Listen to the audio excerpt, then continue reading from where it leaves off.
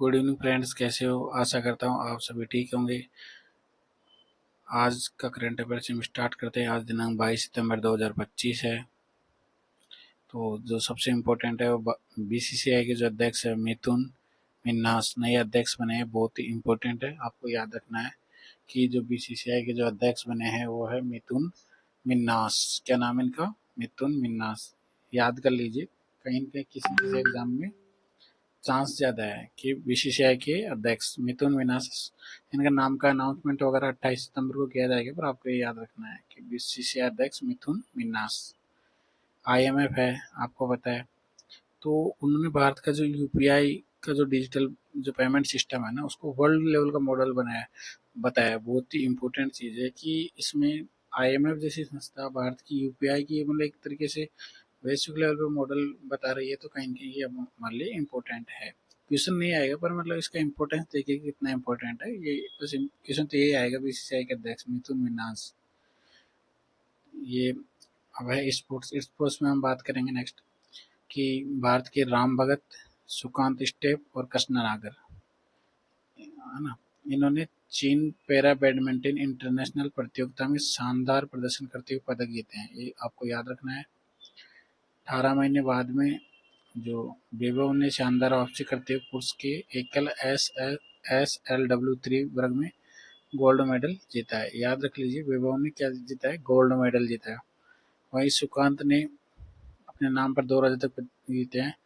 और जयपुर के जो कृष्णा नागर, इन्होंने SH6 वर्ग में रजत पदक अपने नाम किया है। तो इसमें जो इम्पोर्टेंट ये है कि भाई कृष्णा नागर ने पैरा बैडमिंटन जो चीन में चल हुआ है उसमें क्या जीता है? रजत पदक जीता है। सुकांत ने 2 रजत पदक जीते हैं और वैभव ने गोल्ड मेडल जीता है। जो काम की बात ये है इसमें, तो ये याद रख लीजिए। और ये मैंने बताया था कि मिथुन मिन्हास जो बीसीसीआई के नए अध्यक्ष हैं, वो दिल्ली और जम्मू कश्मीर पूर्व क्रिकेटर भी रहे हैं।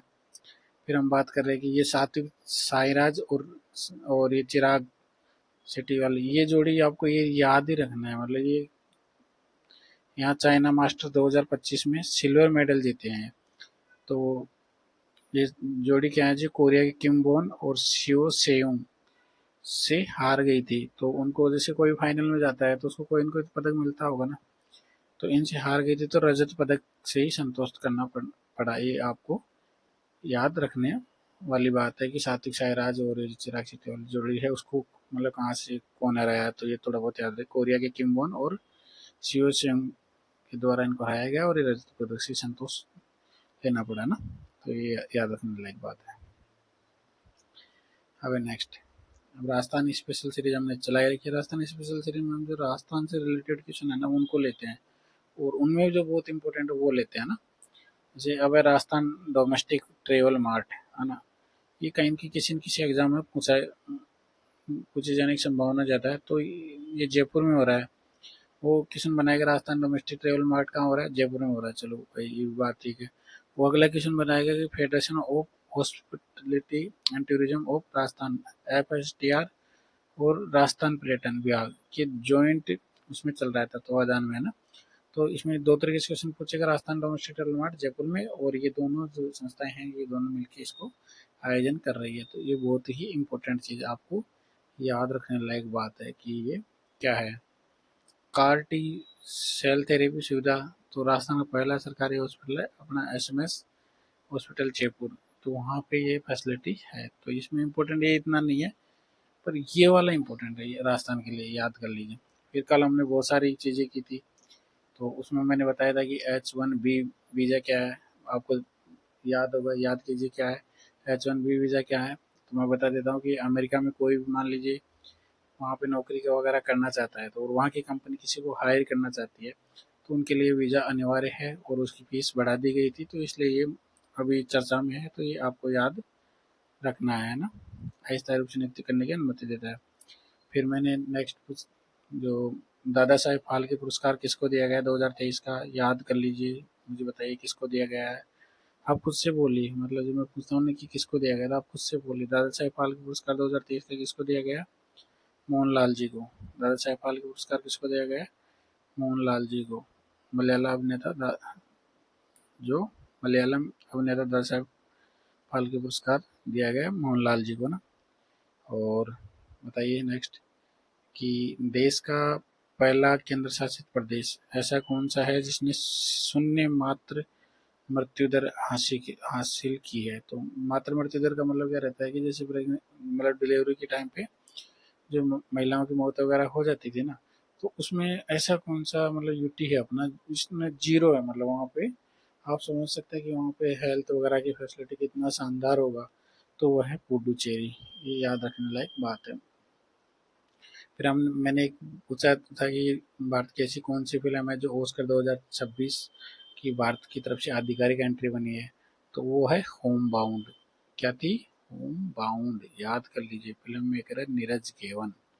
नीरज गेवन, फिर याद दिला देता हूँ। ऑस्कर के लिए एंट्री फिल्म है होम बाउंड और फिल्म मेकर नीरज गेवन की है, याद रख लीजिए। फिर हमने कहा था कि भारत के अबू उबैदा और प्रेम कुमार किससे हार गए थे चीन पैरा बैडमिंटन इंटरनेशनल टूर्नामेंट में। किससे हार गए थे और कांस्य पदक जीता था? वो था चीन के माई जियानपिंग और यू जिम्मो। किस किस से हार गए थे? चीन के माई जियानपिंग और क्यू जिम्मो से ये हार गए थे। तो उनको क्या मिला था फिर?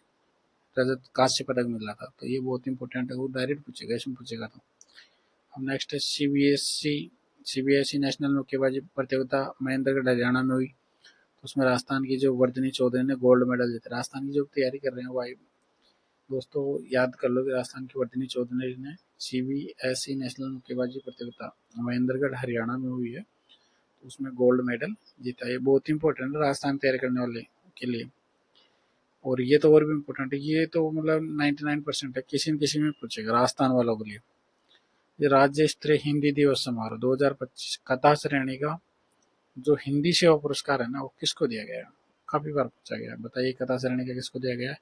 कृष्ण कुमार कुमावत। एक बार फिर वापिस याद दिला देता हूँ। राज्य स्तरीय हिंदी दिवस समारोह 2025 कथा श्रेणी थी, उसमें हिंदी सेवा पुरस्कार किसको दिया गया है? वो है कृष्ण कुमार कुमावत जी को। और ये भी राजस्थान वालों के लिए बहुत इंपॉर्टेंट है कि सुप्रीम कोर्ट ने, जो अपना सुप्रीम कोर्ट है, ने मानसिक असक्षमता से जूझ रहे व्यक्तियों की देखभाल करने वाली संस्थाओं की जो निगरानी की जिम्मेदारी किसको दी है? राष्ट्रीय विधि विश्वविद्यालय जोधपुर। तो बताइए ये क्वेश्चन कितना इंपॉर्टेंट है, आप भी लगा सकते हैं कि ऐसे क्वेश्चन तो पूछने के चांस ज्यादा है। तो जिसमें मैंने बोल दिया ना कि चांस ज्यादा है, तो उसको आप एक बार अच्छे से देखिए। और इसमें मैंने बोला है कि कम संभावना, उसको एक बार नॉर्मल देख लीजिए, पर मुझे नहीं लगता कि वो आएगा। मतलब अब मैंने भी मिस्टेक करके आपको पढ़ाया था पूरा। ये क्या है आपको बताना है। बहुक्षेत्रीय तकनीकी और आर्थिक सहयोग के लिए बंगाल की खाड़ी की पहल। और ये कितने देशों का रीजनल संगठन है? 7 देशों का है। क्यों बनाया गया है?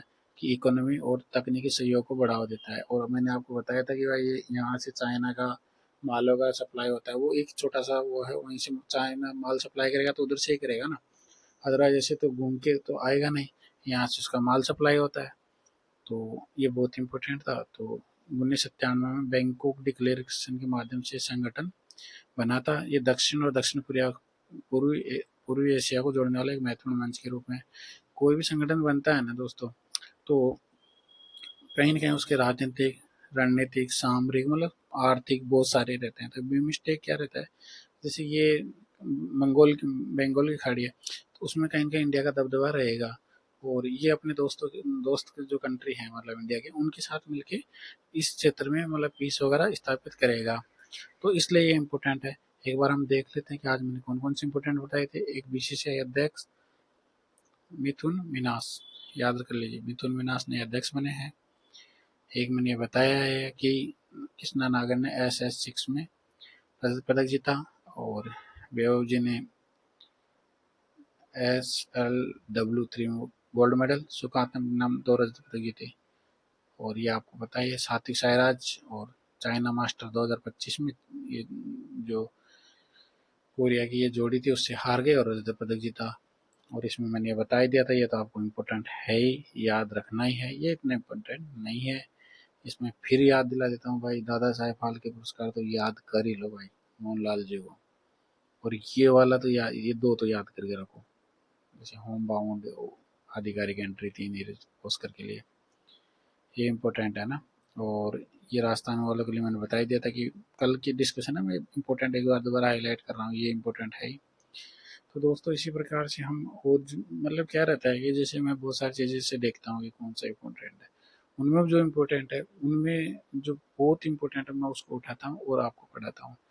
तो कहीं न कहीं हमारे जो उद्देश्य ये है कि भाई चा मतलब कुछ भी पढ़ाने से बेटर है कि जो चीज़ें पढ़ाए वो एग्ज़ाम रिलेवेंट रहे। तो मैं उसी कोशिश में रहता हूँ कि आपको बेस्ट से बेस्ट कंटेंट दूँ मैं। तो दोस्तों इसी प्रकार से आप हमारे साथ बने रहिए, और ये जो कंटेंट है उसके पीडीएफ टेलीग्राम चैनल में मिल जाएगा, लिंक यूट्यूब पे दे रखा आपको। थैंक यू सो मच दोस्तों, नेक्स्ट वीडियो में मिलते हैं। Thank you.